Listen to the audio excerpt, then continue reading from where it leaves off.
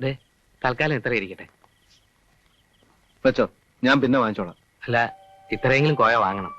കടമായിട്ട് തന്നെ ഞാൻ ഒരുപാട് വാങ്ങിച്ചിട്ടുണ്ട്. കടവും കടപ്പാടും ഒക്കെ അങ്ങോട്ടും ഇങ്ങോട്ടും ഇത്തിരി ബാക്കി ഉണ്ടാവുന്നത് എപ്പോഴും നല്ലതാണ്. ആ പതുക്കെ പതുക്കെ.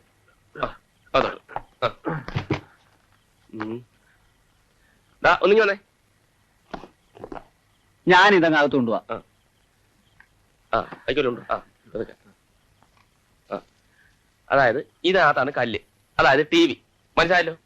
ഇതിനകത്ത് വെറും വൈക്കോല്. രണ്ടുകൂടെ മാറിപ്പോരും. മാറിപ്പോയാലുള്ള പ്രശ്നം അറിയാമല്ലോ. രണ്ടുപേർക്ക് ഓർമ്മ ഉണ്ടല്ലോ. ആ ഇനി ഒരു വേഷം കൂടി കോയ കെട്ടേണ്ടി വരും. നിങ്ങളെപ്പോഴാ സിനിമ പിടിക്കുക? പിടിക്കും, ഉറപ്പായിട്ടും പിടിക്കും. ആ അമ്മാവന്റെ മുന്നിൽ കോയ കെട്ടേണ്ട അടുത്ത വേഷം ഒരു പണക്കാരൻ്റെതാണ്.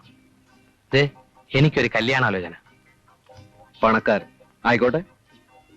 ജീവിതത്തിലാകാൻ കഴിയാത്തത് അഭിനയിച്ചെങ്കിലും തൃപ്തിപ്പെടാം. അതെ. ആ നമുക്ക് ഇതൊക്കെ ഒന്ന് കെട്ടി വയ്ക്കാം.